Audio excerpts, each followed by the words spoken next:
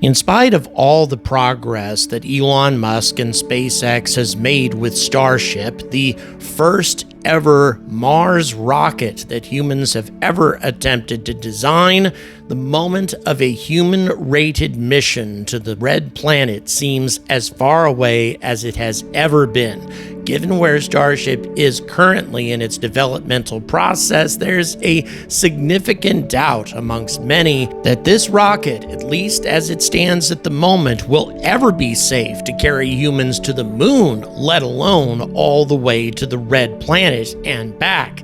And it gets even worse than that, because NASA, unlike SpaceX and Elon Musk, is focused on an entirely different philosophy of reaching the Red Planet. They call it Moon to Mars, and the entire justification is that we need to learn to work and survive in interplanetary space relatively close to our planet, where if something goes wrong, we can get back relatively easily, as opposed to plunging into interplanetary space tens of millions of kilometers from our home planet. And not only that, attempt to survive on a hostile alien world for nearly 2 years before we can safely return. NASA believes that this is either impossible or entirely too risky, and we need to learn to survive on a much closer hostile world, that is to say the moon, before we can take these kinds of risks and lose yet another crew to follow the loss of Apollo 1 and Columbia and of course Challenger. But there are many others extremely experienced in spaceflight and determined to reach the Red Planet who think that this is a fundamentally flawed philosophy. For example, Buzz Aldrin has argued for decades in favor of a Mars Direct program as opposed to waiting for a Moon to Mars philosophy to play out, although his motivations are pretty obvious because Buzz doesn't have a whole lot of time left. Odds are he's not going to live long enough to see humans set foot on the Red Planet if we wait to go to the moon first. And of course, Elon Musk believes that the moon is an unnecessary distraction that will keep us from reaching the Red Planet in our lifetimes. And perhaps they're right, but is the NASA approach the more sensible one? Well, we're going to find all of this out in our third Moon Week episode in just a moment.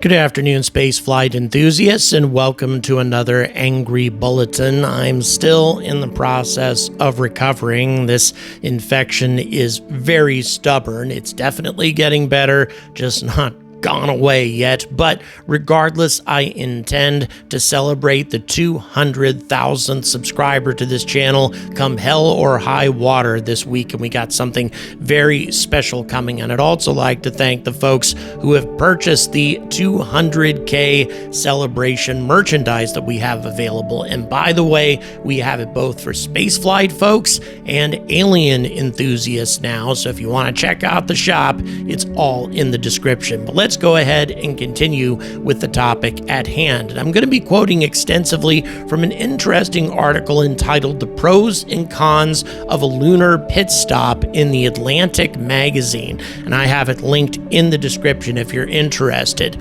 Quote, "Last week, NASA put out a call for applications for its next class of astronauts." By the way, this was written way back in 2020. "In recent years, when the agency has asked for resumes, the job was shuttling back and forth between Earth and the International Space Station. But for the first time in nearly 50 years, some of the aspiring space travelers might be training for a mission to the moon. And clearly, this is outdated because 4 of these astronauts are now going to the moon, although obviously not part of the new class. These are veterans for the most part, aside, of course, from our one Canadian that will be flying on Artemis 2. President Donald Trump wants NASA to fly American astronauts to the lunar surface and beyond. Also, again, to add to the context, President Biden, in spite of what you might think about the guy, he definitely contributed to this vision as well. He did nothing to try to stop Trump's original plan of going back to the moon. But what if NASA didn't stop at the moon first? What if, instead of pouring time, effort, and money into reaching the lunar surface again, the space agency embarked on an unprecedented journey straight to the red planet? The moon versus Mars question is far older than the Trump administration's space ambitions. It has been debated since the last men departed from the moon in the 1970s, when NASA, having achieved a seemingly impossible feat, started pondering what to try next. The conditions that fueled the space program half a century ago, when less than a decade passed between John F. Kennedy's vow to send a man to the moon and the Apollo moon landing, these conditions no longer exist unless you want to risk nuclear war, and it wouldn't be wise to replicate those conditions. Neither does the budget that made it happen, so the country's next chapter in exploring other worlds may be more open-ended than ever. Scientists have their own arguments for the most compelling celestial destinations and what humankind could learn from them. These arguments are, of course, subject to the whims of presidents who have their own ideas about the nation's space policy, a circumstance that has ended up swinging NASA's priorities from one part of the solar system to another every 8 years or so.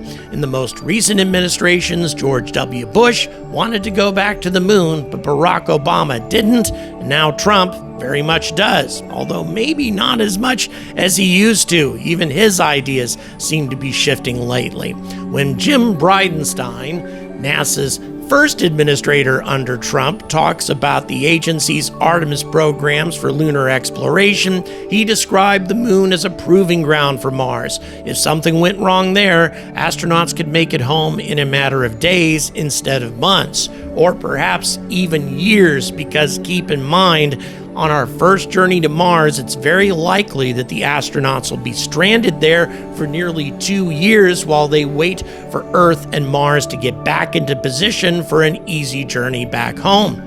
And while NASA's newest moon rocket is currently behind schedule and over budget, and man, have things gotten worse since this article was written, at least the space agency knows how to build one already. Quote, "We need to crawl before we walk, much less run," said James Rice, a senior scientist at the Planetary Science Institute who spent 15 years working on Mars rover missions.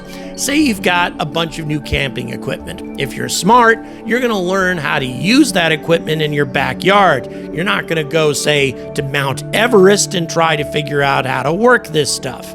However, supporters of a Mars direct mission argue that, in fact, the moon is a terrible practice ground for Mars. On the moon, astronauts don't have to worry about surviving a plunge through a thin atmosphere, whereas on Mars, they will. And even though Mars' atmosphere is only 1% as dense as our atmosphere is here on Earth, it's still an enormous barrier to interplanetary spacecraft hitting the atmosphere at a high velocity. It's one of the most dangerous landing attempts that will ever be made in the history of spaceflight, if not the most dangerous landing attempt. The tug of gravity is also weaker on the lunar surface than that on Mars. The moon is extremely cold, and a single day there lasts nearly an Earth month. By contrast, a Mars day is nearly equal in length to an Earth day, and a summer day on the red planet near the equator could feel as pleasant as a spring day on our own. Now, I'd like to step away and make another point here. Even though this article is correct for the most part, as far as reduced gravity is concerned, the moon could still tell us quite a lot about what reduced gravity is going to do on Mars. We know a lot about what microgravity does to the human body, and it's not good, but we know absolutely nothing about what sustained exposure to reduced gravity is going to do. And 1/6 gravity may actually be quite similar to 1/3 gravity if we're talking about consequences for long-term human health. Even the dust on the two planets is different. We're continuing now. Lunar dust is a fine powder of tiny particles with jagged edges, and as the Apollo astronauts learned, nearly impossible to brush off of spacesuits and equipment.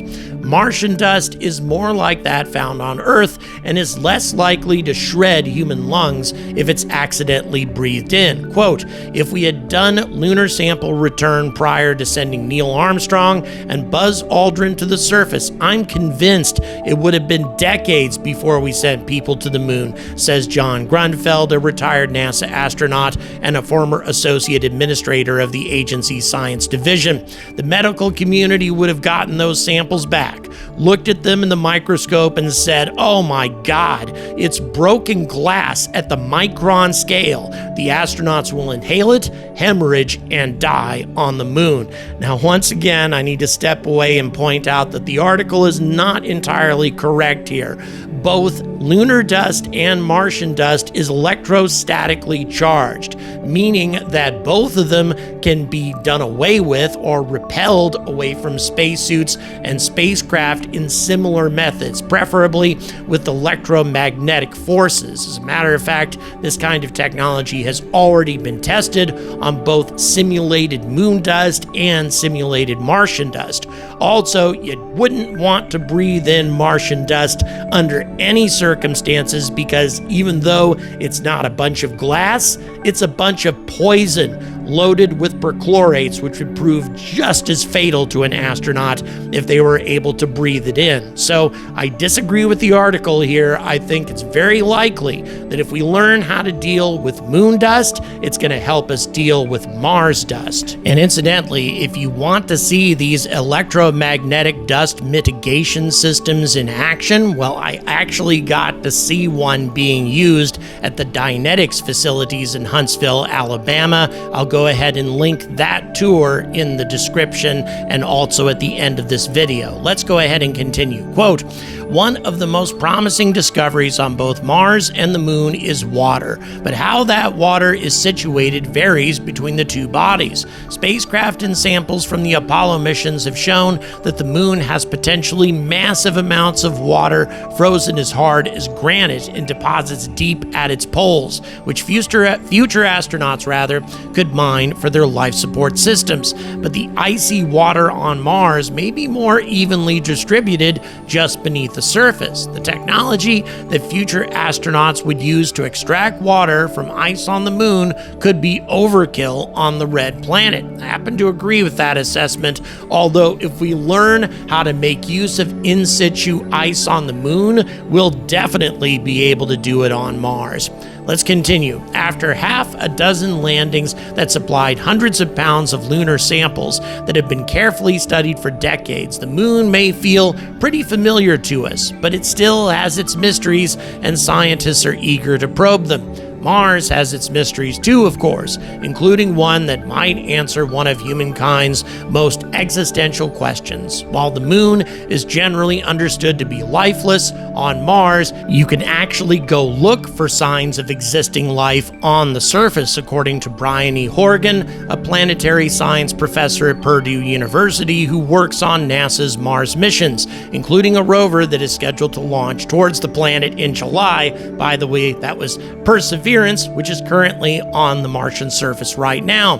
Quote, we can do that with robots, but it's hard. Take it from the Little Mars spacecraft that landed last year, ready to drill into the soil to measure seismic activity and became stuck almost immediately. And yeah, these rovers get stuck on a regular basis. Astronauts will be able to roam across the Martian surface many times faster than a robot will ever be able to do. Grunsfeld, the former astronaut, believes that NASA has already shown it doesn't need the moon to go to Mars. The agency has proved it can keep astronauts healthy for long stretches in space. Christina Koch came home after nearly a year on the International Space Station, a record for a woman. A journey to Mars would expose astronauts to more cosmic radiation than they experience on the ISS, though, which could increase their lifetime risk of getting cancer. When I asked Grunfeld about that, he launched into a list of dangers so harrowing it would be difficult to fault aspiring astronauts for quietly rescinding their applications. How does that compare to the risk of blowing up on the launch pad or on ascent, getting hit by a meteor, asteroid debris, or some kind of space junk on the way there, burning up in Mars' atmosphere? burning up an Earth's atmosphere on the way back, or missing the Earth. You can add up all those risks, and the risk of radiation exposure is kinda just another one. Even Apollo astronauts think it's time to shoot for Mars, as I suggested before. Michael Collins has said that he sees, quote, more moon missions as delaying Mars, which is a much more interesting place to go. Buzz Aldrin has been writing op-eds for a decade urging the nation to focus on Mars. And outside NASA, Elon Musk's SpaceX is currently developing, and still is, a spaceship and rocket powerful enough to head straight to Mars. Well, not exactly straight to Mars. It has to do a hell of a lot of refueling, but you get what I'm talking about. And strangely enough, as most of us know, the pro-Mars camp has even included, at least sometimes, Trump himself, when, in an uncomfortable rebuke of his own administration's policy, he tweeted in the summer of 2019, quote, "For all the money we are spending, NASA should not, in big block caps, be talking about going to the moon. We did that 50 years ago." Money, however, is decidedly one of the limiting factors. Quote, "If we went all in, if we had an Apollo-like budget, we could probably get to Mars without going to the moon within 10 years, according to Chris Carberry, the CEO of Explore Mars, an industry group that advocates for sending people to Mars by the 2030s. With that kind of budget, Carberry says, NASA might not even have to choose between the moon and Mars. A Mars journey would still be difficult, of course. There are some engineering problems that money alone can't solve. NASA has a better success rate of landing on Mars than any other space agency in the world, but the missions that have touched down there were small rovers, not spaceships full of astronauts. And no agency has ever launched anything off of Mars, an important detail if you want any of those astronauts to return home.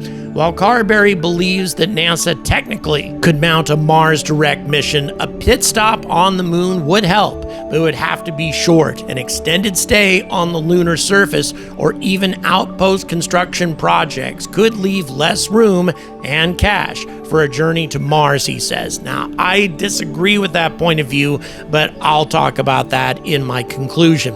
For now, the Trump administration is moving ahead with its goal to land the next man and the first woman at the lunar South Pole at those days in 2024. Now, we'll be lucky if it happens by 2029. Now, NASA's Mars goal remains the same as it has been for the past decade. Astronauts would make a few orbits around the planet and back in 2033. Well, that's probably not going to happen either, followed by a second mission that would touch down.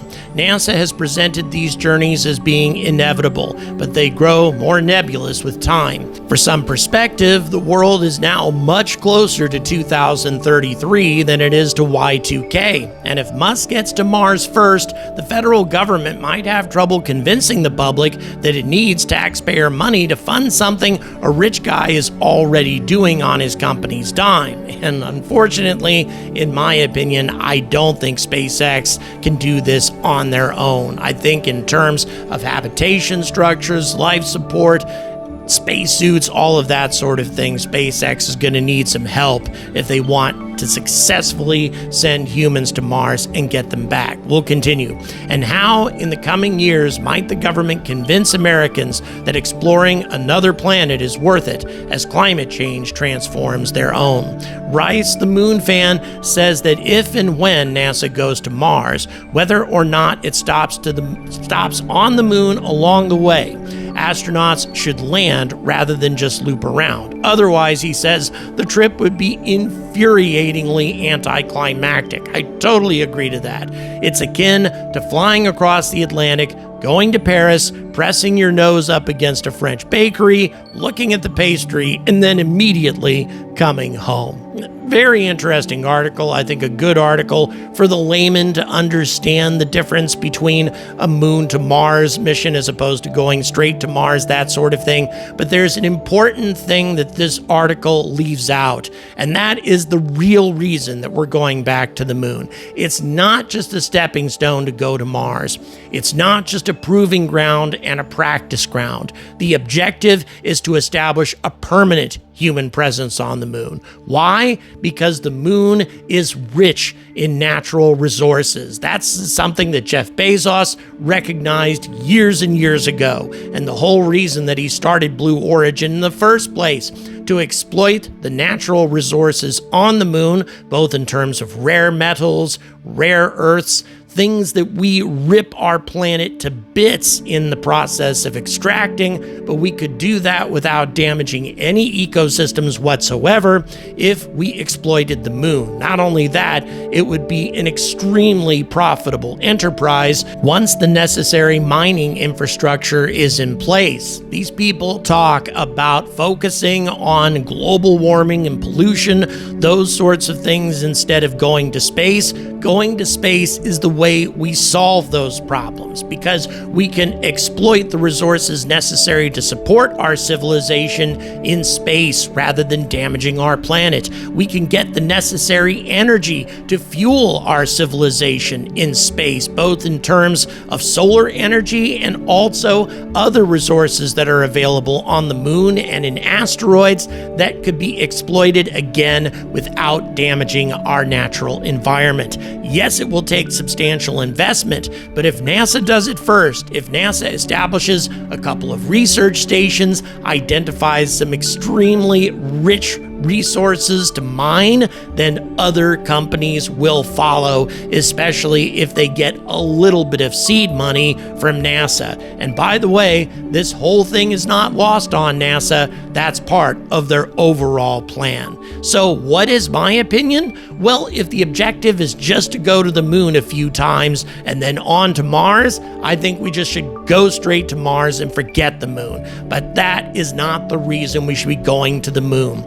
We should be going to the moon with the objective of establishing a permanent presence out in space that will benefit human civilization. And by the way, if the Chinese do that and we don't, it will supercharge their civilization, and not only that, give them an even stronger stranglehold on rare earths and rare metals that they already have a virtual monopoly on.